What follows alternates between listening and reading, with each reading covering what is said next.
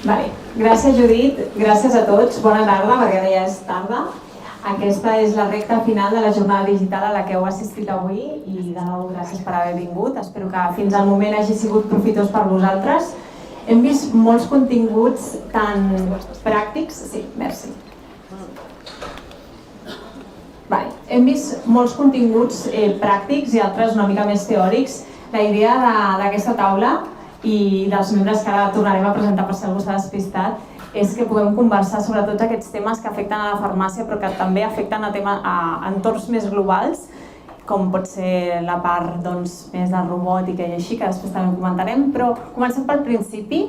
I doncs aquí tenim, com ha presentat la Judit, aquí tenim a la Carme Massot, ara igualment us presentarem individualment, però tenim a la Carme Massot, que és titular de la Farmàcia Sant Joan de Fraga i graduada en Farmàcia a la Universitat de Barcelona, disposa de 2 màsters universitaris especialitzats en dermo i ortopèdia, la Marta Massot, que va realitzar la doble titulació de Farmàcia i Nutrició a la Universitat de Navarra, que està al capdavant de la farmàcia familiar des de fa més de 10 anys i també està situada a Fraga, a Huesca. Comparteix xarxes socials amb la seva germana, la Carmen, per això també han vingut plegades. I tenim també la Carla Escudé, que és cara coneguda de la casa, ponent en moltes ocasions. Ella és farmacèutica, dietista i nutricionista a NutriStudio, experta en nutrició esportiva i, com us deia, és ponent habitual i divulgadora de contingut. I per últim tenim també un company de la casa, el Joan Lluís, farmacèutic amb 2 anys d'experiència a FD Pharma, però que està especialitzat en moltes coses, en Python, en intel·ligència artificial i sobretot ho enfoca molt a la casa a optimització de processos, que és una àrea que al començament, quan hem fet la intro, us han ensenyat eines i tecnologies que veiem més en el dia a dia i eines i tecnologies que a vegades no veiem tant, però que a la farmàcia ens poden ser igualment profitoses perquè ens poden servir per millorar tempos o estalviar costos de processos o tasques que fem més en el dia a dia, com poden ser la recepció, com poden ser àrees de l'àmbit dels recursos humans, etc. Benvinguts a tots, gràcies a vosaltres per haver dit que sí a participar a la taula rodona. Moltes gràcies.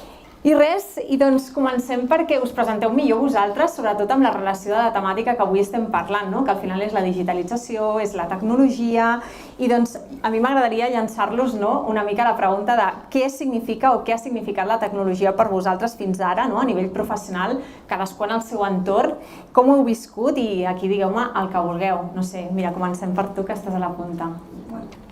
Hola, sí.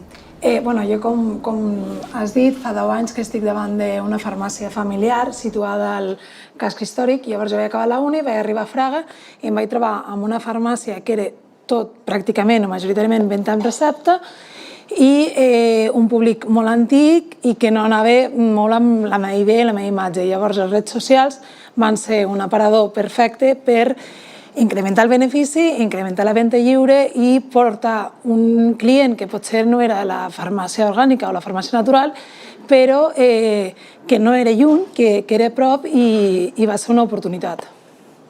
Molt bé, perfecte. Doncs continuem i ara reprendrem tot això, Jo soc titular d'una oficina de farmàcia des de fa poc temps, des de fa un any i pico. Aleshores, clar, a mi a la universitat em van ensenyar molt de farmàcia, però em van ensenyar molt poc de gestió. I una farmàcia és que no deixa de ser un negoci i ha de ser rentable com tot negoci. Aleshores, jo quan vaig començar a la farmàcia vaig dir per on empiezo? No sabia com agafar-ho. Aleshores, una eina que jo utilitzo molt és el BI, perquè em dona una idea de com estic comprant, de les condicions de compra, de si es compleix el que em prometen els delegats, de les meves ventes, de control d'estoc. Aleshores és com el meu punt de referència per guiar-me de si estic fent les coses bé o on he de posar més el foco, perquè clar, hi ha moltes coses que encara se m'escapen. I llavors també m'ajuda molt a conèixer quin tipus de... O sigui, a conèixer la meva farmàcia, diguéssim, quin tipus de negoci tinc, la meva clientela, les categories que més es mouen. Aleshores, intento agafar tota aquesta informació per optimitzar al màxim la meva farmàcia. Molt bé. Jo, en part, és una mica mescla d'ells dos. Per una part, va vindre el Covid i una manera de connectar amb els pacients va ser a través de les redes socials. I ahir la veritat és que vaig veure que tenia molta connexió en els meus propis pacients del bar, o sigui, del poble. Jo no tinc res. Jo treballo a la farmàcia de mon pare s'està començant a jubilar i sí, m'ha donat molta connexió en els propis pacients, sobretot Com parlàvem, a una farmàcia més rural la població que ve és gent més gran, però així també vaig començar a treure gent menys gran que tenien un altre tipus de compres o de necessitats, com pot ser la dermo, la fitoteràpia i demés.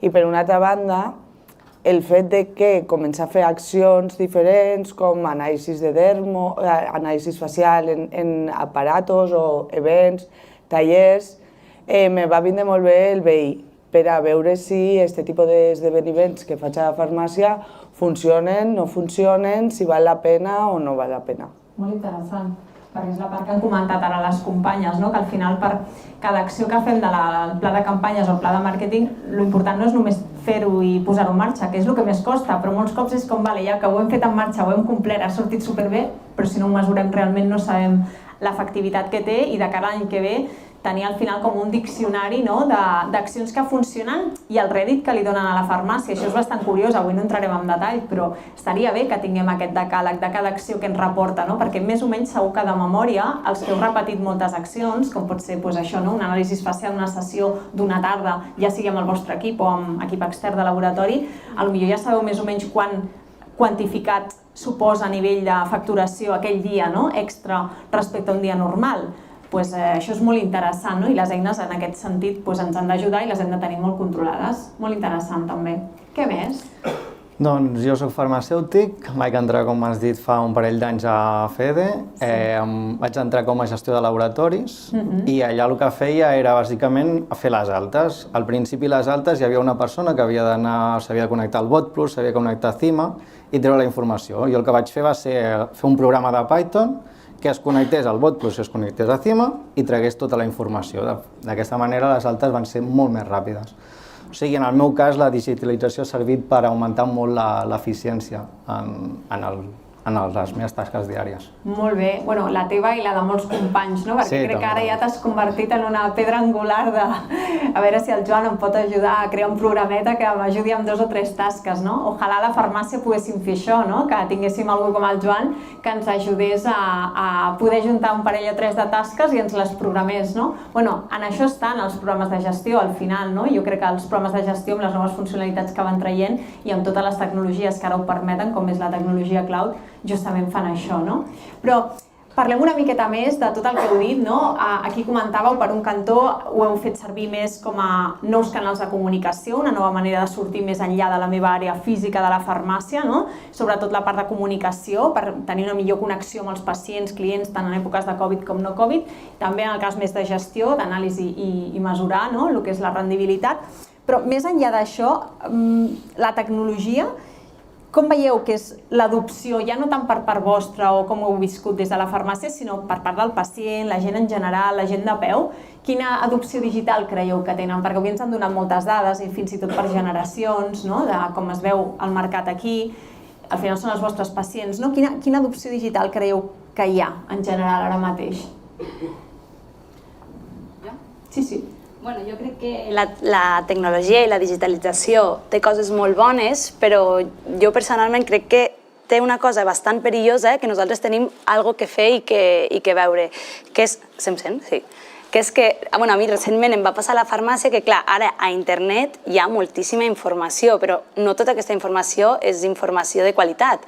Aleshores, hi ha cop que a mi a la farmàcia m'ha passat que em ve gent a demanar determinat producte que han vist per internet o que anuncia determinada influencer i, ostres, jo dic, potser això no et va bé a tu. I hi ha molts cops que prevaleix el consell o la idea que han vist per internet que el nostre consell. Aleshores, jo crec que tenim un punt important per apostar pel nostre consell farmacèutic i per donar valor a la nostra professió. Molt d'acord. De fet, jo crec que fa uns anys, en un foro tipus aquest, podríem estar parlant de ostres, s'ha d'estar a internet i hem de parlar perquè la conversa s'està fent i nosaltres hem de dir la nostra. No, és que ara ja no és només això, és que si no diem la nostra passarà per davant la professionalitat d'altres que darrere no està justificada ni certificada com la nostra. Vull dir que ho veig molt, molt rellevant, no? Què més us trobeu? Sí, jo voldria afegir aquí que sí que és veritat que han parlat de diferents targets, de les noves generacions que ja naixen en un mòbil, però no ens tenim que oblidar tampoc de la població, depenent del tipus de farmàcia, clar, però no tenim que oblidar de la població que realment tenim. En el meu cas, al ser una farmàcia rural, sí que és veritat que no puc digitalitzar-ho tot, però també no me puc oblidar de les diferents redes socials. Vull dir, sí, Instagram, TikTok, lo peta, no? Però sí que és veritat que jo he vist que els meus pacients utilitzen Facebook. Sí. I perquè és un perfil més gran, inclús me sorprèn que hi ha poblacions que no esperaria que utilitzen Facebook i l'utilitzen. Per tant, no oblidar-nos d'aquests canals, perquè després venen i diuen pues t'he vist i igual Instagram, fas un reel a Instagram i no se puja directament a Facebook. No sé, no oblidar-nos d'on ens estan veient els nostres pacients o potencials clients. Sí, no?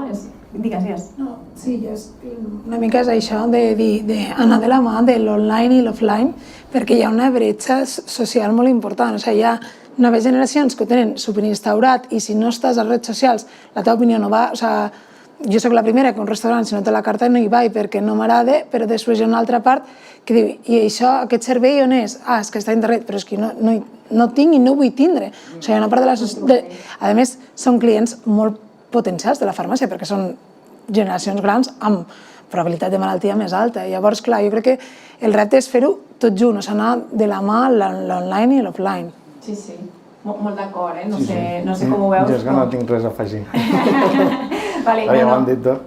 Però realment és això, no? Jo crec que potser fa 10 anys era difícil entrar en el món digital perquè ens era més desconegut o potser no estàvem tan ficats en el canal farmàcia. Ara ja no és això, ara és la complexitat de coordinar i orquestrar aquests canals que ara ja és com més complexa, no? Perquè la realitat és la que estan dient ells. De fet, em sembla molt xulo ara que estigueu traient aquest tema perquè fa poc, la Geraldine també ho ha dit, amb el PFG que estem fent amb alguns de vosaltres, que de fet sou assistents, una de les sessions anteriors vam estar comentant justament que entre generacions l'ús de les tecnologies és absolutament diferent i el que han dit elles és tal qual, és amb estadístiques reals, si busqueu a IAB o qualsevol altra font d'informació referenciada d'Espanya, és així, no? Ara tenim molts boomers mirant Facebook encara i gent encara més gran que us va molt bé perquè és també client potencial i fidel habitual de la farmàcia, però tenim els tiktokers de la generació Z que d'aquí 4 dies ens interessaran molt i molt perquè ara no són superconsumidors però d'aquí 4 dies ja tindran edat de consumir moltes més coses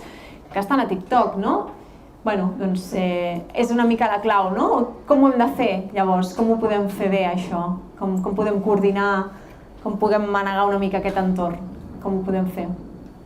Què us acudeix? Amb ajuda. Amb ajuda. Informació. Sí, clar. Ajuda i informació, sobretot. Jo crec que som farmacèutics, hem tingut una formació molt bona científica, però tot això és nou per nosaltres i jo crec que som un sector tradicionalment conservador, o sea, los cambios se nos dan regulín. Entonces, pues si es el nuestro punt feble, pues ens impliquem el doble, o sea, tirar hacia adelante. Total, sí, ara tenim molts barrets, no, ara? Molt bé, i si tornem, una mica, ens han dit avui, ens han bombardejat amb moltes tecnologies, no? Sobretot al principi, perquè ara després hi hem anat més a eines i ja les tecnologies que fan servir aquestes eines han quedat per sota, no? Ja no sabem ben bé si hi ha Big Data dins del BI o què hi ha, no? Ja se'ns ha confós una mica tot. Però al principi la companya, no? Tant la Irene com la Judit us han fet una intro molt potent explicant-vos que tenim intel·ligència artificial, tenim Big Data, sí? Tenim Machine Learning, tenim diferents tecnologies. I doncs, clar, què creieu que ho està marcant més a nivell d'història? Sortim una mica un altre cop de la part de farmàcia, no? A nivell d'història, quines coses creieu? Penseu en eines habituals que feu servir, no? Que us hagin canviat la vida. Quines eines creieu o quines tecnologies que han marcat més el punt d'inflexió de l'actualitat? En el meu cas, ChatGPT, però... Vale, però endavant. Perquè abans havies d'agafar, llegir-te tota la documentació per programar, i ara únicament agafant ChatGPT dient-li el que tu vols, et pot escriure el codi, el copies, l'enganxes i ja està, a córrer. Amb quins llenguatges ho pot fer? Amb el que vulguis, amb R, amb Python, amb C, amb tot el que vulgueu, només heu d'escriure allà el que voleu que faci i ell us ho pot fer. Sí, algú em deia fa poc que el millor company d'universitat que ha tingut mai és ChatGPT, perquè fem programació, per exemple, però amb qualsevol altra cosa, no? Tu vols compartir, ei, creus que he fet bé això? O et sembla que això és coherent amb aquest tòpic que m'han donat? I t'ho corregeix, no? Et valida, sí, això és ok, no? O digue'm un llistat d'idees per fer un regal o per fer una promoció, per fer el que vulguis. Sí, sí. I ella et pot donar 4 o 5 idees per fer-ho. Per trencar el paper en blanc. Vosaltres ho heu fet servir en algun moment? Heu tingut experiència? Jo, per exemple, ells vas passar les idees, jo vaig ficar una lluvia d'idees una mica redactades i dic, corrígeme, amb el ChatGPT, corrígeme esto, i tu diu, bonic. Clar, després li has de tornar a donar una passada perquè un dels problemes que jo veig aquí és que en temes sanitaris, en els 3 temes, la formació, ChatGPT en concret no és del 100%, o sea, les bases on se nutre, no... Bueno, li has de donar un cop... Sí, no són molt específiques, però és que és molt útil perquè ho redacta perfecte i maneres de parlar que potser tu diries amb 3 frases, doncs que ho diu amb una i queda el títol, bueno, jo ho trobo molt útil. No, sí, completament d'acord. De fet, a Madrid estan fent una prova pilot per als metges trobar malalties rares en pacients i ho estan fent amb ChatGPT. Així com ho fan? Exactament no ho sé perquè és una prova pilot encara, però la idea és que li pots posar l'historial al ChatGPT i ell t'ho analitza. O sigui, s'ho menja, ho processa i en 3 segons més ràpid que un metge, no? Sí. De fet, hi ha una història, que no sabem ben bé si és real o no, però hi havia un propietari d'un gos que estava molt malalt, el veterinari no sabia què li passava, el propietari del gos ho va posar a ChatGPT i ChatGPT li va detectar que tenia una malaltia rara. Ell va agafar, li va comentar al veterinari i efectivament tenia aquesta malaltia que és rara, però en aquest cas ho va encertar. Déu-n'hi-do. Bueno, és que diuen aquí ChatGPT... No, volies dir-ho? No, bueno, que yo soy de tendencia conservadora y lo del ChatGPT me parece un poco brujería, la verdad. Pero sí que crec que podem utilitzar-lo en eines que com a farmacèutics se nos da regular, com diem, per exemple, ho podríem aplicar a la newsletter que ens comentaven per a utilitzar, per a que ens faci un títol ganxo, per exemple. O sigui, no és qüestió de que ens lleve la nostra faena, sinó que buscar-li la manera en què ens pugui ajudar a la nostra faena i si això no se'ns dona bé, jo crec que ahir sí que pot ser prou útil. Totalment. Molt d'acord, de fet, vull dir, és el que diem, no? Els resultats estan limitats, però efectivament a l'encert de machine learning o de les respostes de ChatGPT, no sé si hi ha un percentatge, Joan, se sap quin percentatge d'encert hi ha o alguna cosa així? Bueno, no hi ha un percentatge d'encert perquè el que fa és agafar tota la frase que tu li has fet, ho transforma en números i després diu, vale, d'aquestes 10 paraules que s'assemblen a el que pot venir després, quina és la que jo agafaria? I ho selecciona aleatòriament.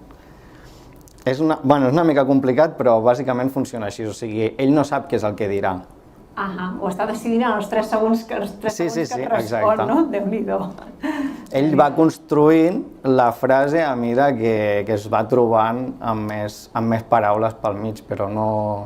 O sigui, no hi ha una intel·ligència pròpiament encara. Encara no. Encara no.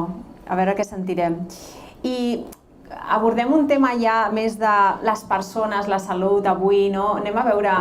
Jo, preparant una mica la taula rodona, he investigat sobre coses així random, no? Que estan passant en el sector healthcare a nivell mundial i com la robòtica, la innovació, tot això que estem parlant està ajudant, per exemple, amb pròtesis d'extremitats biòniques, no? No sé si coneixeu un senyor que es diu Hugh Herr, que és un MIT, és un enginyer biofísic, que és un escalador conegut que va perdre, em sembla que va ser fa 15 o 20 anys, va perdre les extremitats escalant, i doncs va dedicar tota la seva vida a partir de llavors a construir unes pròtesis que actualment a nivell internacional són de les més desenvolupades. De fet, ha guanyat, crec, el Premi Princesa d'Astúries, no sé què, d'aquí d'Espanya.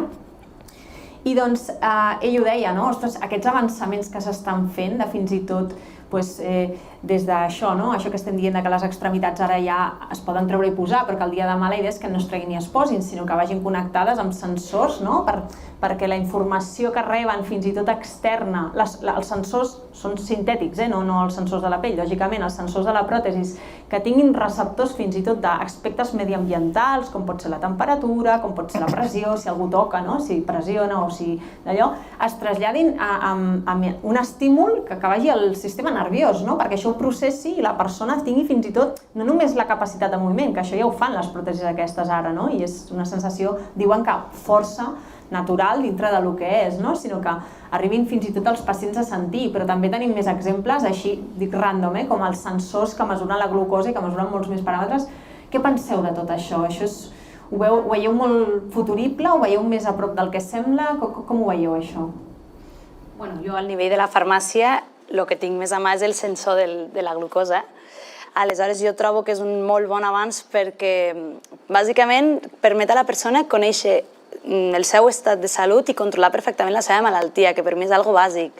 I després, per un altre tema, també ajuda molt a descongestionar, per exemple, els serveis sanitaris, perquè, per exemple, per la pandèmia vam veure que hi havia una saturació del sistema sanitari i hi havia molta gent amb patologia crònica, per exemple, diabètics, sense control de glucosa durant mesos. Aleshores, això, igual que aquests sensors, o igual que, per exemple, els dispositius de la farmàcia de mesura de glucosa, vull dir, al fin i al cabo, és una manera de que la persona controli la patologia i que es descongestioni i tindre altres vies d'accés al control de la salut. Aleshores, jo ho veig molt positiu en tots els aspectes. Clar, i si això s'obre, què penseu? Què esperarà el pacient del vostre rol i del vostre consell? Com ens haurem de formar llavors d'aquí a un temps? Jo crec que és una oportunitat perquè la farmàcia és realitat que és la base del sistema sanitari, som molt propers i som eficients perquè al final els números han de sortir i llavors és una oportunitat de creixement, de dir, tenim un servei de perfil lipídic, utilitzar la tecnologia per dir, ostres, te ve el pacient, el médico no me hace caso, bueno, te lo hago yo, ven aquí i, clar, tot això és un procés que s'ha de crear un servei, s'ha de, con cara y ojos i con precio, al final ens ha de suposar, però jo crec que és una oportunitat, al fin i al cabo. De paquetitzar el seguiment, amb l'atenció farmacèutica, paquetitzar-ho amb l'ajuda o el suport d'aquestes eines, potser d'aquest hardware, d'aquests sensors. Sí, bueno, ja ho vam comentar al curs, i utilitzar-ho per a un altre tipus de població, com ho vam comentar per a esportistes, per exemple, que ja es ven, ja hi ha empreses que ho venen com per a monitoritzar el sucre als esportistes mentre fan esport, per tant, jo crec que pot ser molt interessant en aquest sentit també. I a la farmàcia ens podem dedicar entonces a una altra cosa, ja no ens hem de dedicar o que igual que se satura el cap o se satura, a nosaltres també ens passa, per tant, si això ho tenim més controlat perquè el pacient ho té controlat, ens podem dedicar a ajudar-li en uns altres paràmetres. Entonces jo crec que al final guanyem tots en aquest tipus de coses, que al final és el que se feia en el mapa, al final és algo que portem utilitzant sempre, el que passa que era otro tipus de tecnologia.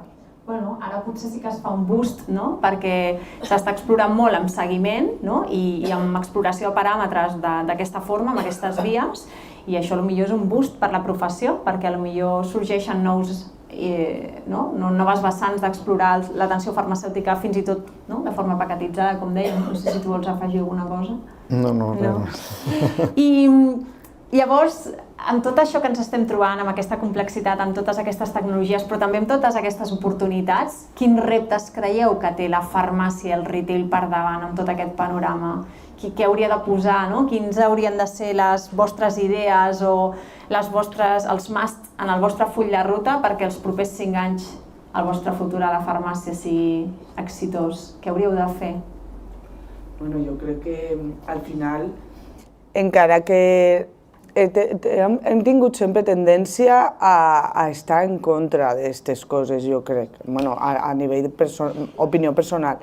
Entonces jo crec que no, que potser perdem massa el temps en buscar per què no ens agraden aquestes tecnologies i potser tindríem que centrar-nos en formar-nos bé, conèixer bé aquestes tecnologies i veure com ens poden ajudar, perquè si no, habrá otras empresas mucho más listas que estarán ahí a ojo de lo que els farmacèutics perdem, que això ens ha passat tota la vida.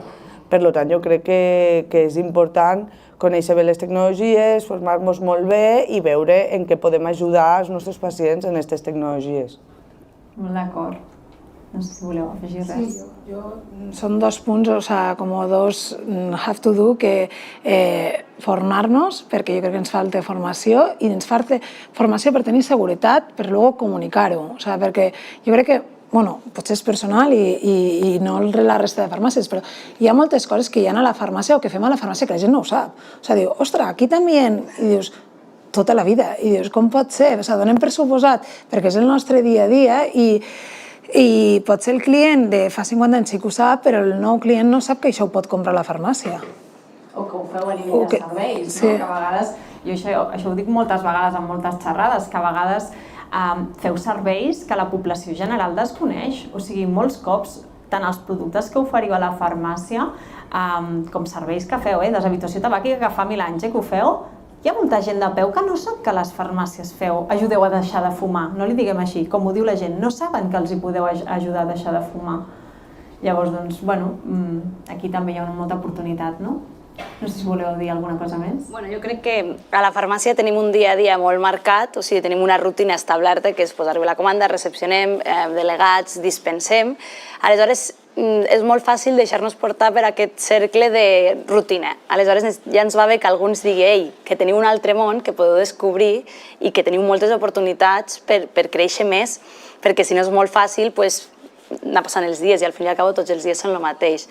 Però costa una mica esforçar-nos o introduir-nos dintre d'aquest nou món que se'ns fa una mica gran, però bueno. Molt bé. Algun consell cap al futur, Joan, que ens puguis dir? O la Carla? Doncs jo crec que, a veure, ja ho han comentat, però la idea és que tu tens uns grans competidors, que són Amazon, tots aquests, i es fa molt difícil poder competir contra una organització que pot agafar i rebentar preus en qualsevol moment. Per això és important crear sinergies. I en aquest cas, en Pharma Premium, us poden ajudar a crear la pàgina web, a fer banners, tot això que us pot ajudar a fer un boost a la vostra farmàcia. I fer servir la tecnologia per eficientar cada cosa que fem, no? Que sigui, ja que fem un esforç, una inversió que per nosaltres és molt, en comparació amb aquests players que acabes de comentar, doncs que sigui el més eficient possible i que arribi el més possible. Carla, alguna cosa més a dir? No? Ho hem dit tot. Doncs fins aquí la taula rodona. Esperem que hagueu gaudit molt d'aquesta jornada i doncs si la Judit o ningú més de l'equip té res més que afegir, en principi donem per tancada... Sí? Sí? Donem per tancada la jornada digital d'avui. Esperem que hagueu gaudit molt i moltes gràcies de nou per haver vingut. Hi ha càtering,